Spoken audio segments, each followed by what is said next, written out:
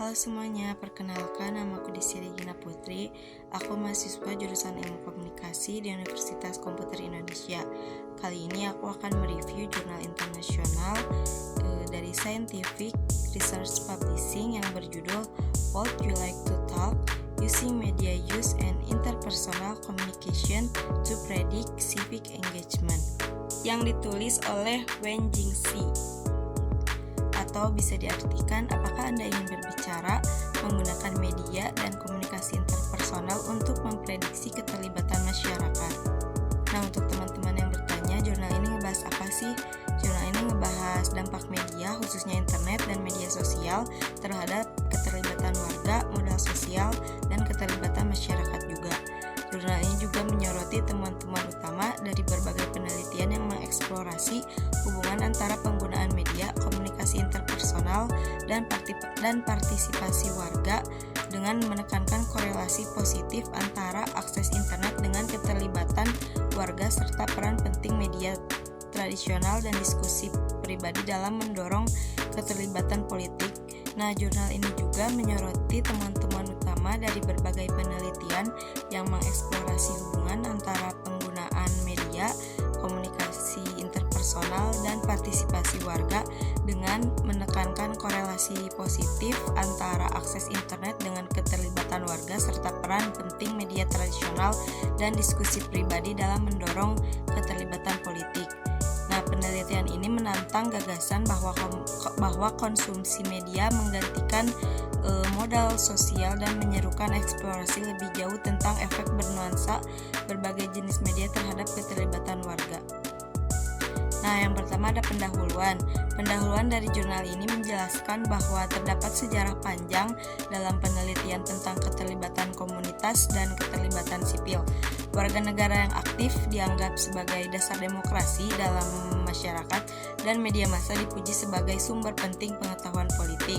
Namun pada studi terbaru menunjukkan bahwa dalam masyarakat modern, individu bahkan yang tinggal di komunitas yang terhubung hanya mengenal sedikit orang di lingkungan mereka karena mereka menghabiskan sebagian besar waktu luang mereka dengan media massa. Hal ini mengarah pada pandangan bahwa penggunaan media massa dapat mempengaruhi keterlibatan sipil dan integritas komunitas. Nah, untuk selanjutnya ada metodologi. Metode penelitian dari jurnal ini menggunakan data yang dikumpulkan melalui Youth Socialization Panel Study yang pertama dilakukan oleh University of Michigan pada tahun 1965. Nah, penelitian ini menganalisis data dari gelombang keempat yang dilakukan pada tahun 1997 dengan sampel nasional yang terdiri dari 1.669 siswa sekolah menengah atas dan orang tua mereka. Nah, dari jumlah tersebut 965 responden bertahan hingga gelombang keempat. Pengukuran akses internet dilakukan dengan satu pertanyaan dan penggunaan media tradisional diukur dengan frekuensi penggunaan surat kabar, televisi, majalah, dan radio untuk mengikuti urusan publik, politik, dan berita. Selain itu, pembicara pribadi tentang politik juga diukur dengan satu pertanyaan dalam studi asli. Selanjutnya ada tujuan penelitian. Tujuan penelitian dari jurnal ini adalah untuk mengeksplorasi peran penggunaan media tradisional, penggunaan internet, dan komunikasi interpersonal dalam memprediksi keterlibatan sipil. Penelitian ini juga bertujuan untuk menjelaskan lebih lanjut bentuk-bentuk keterlibatan sipil dan menunjukkan bagaimana saluran komunikasi seperti media massa, internet, serta pembicaraan pribadi mempengaruhi partisipasi warga negara. Nah, yang terakhir ada kesimpulan. Kesimpulan dari jurnal ini adalah menunjukkan bahwa penggunaan media tradisional dan akses internet memiliki peran positif dalam memprediksi keterlibatan politik dan sosial.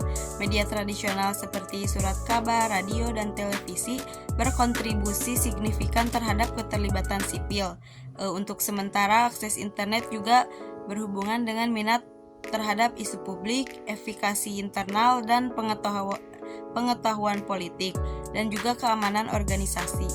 Selain itu, pembicaraan pribadi tentang politik merupakan prediktor kuat untuk keterlibatan sipil. Hasil penelitiannya menunjukkan bahwa saluran komunikasi dapat memfasilitasi tindakan kolektif dan berpotensi memengaruhi kesehatan masyarakat sipil. Oke teman-teman, sekian yang dapat saya sampaikan. Mohon maaf apabila ada kekurangan dalam penyampaian materi. Akhir kata saya ucapkan terima kasih dan wassalamualaikum warahmatullahi wabarakatuh.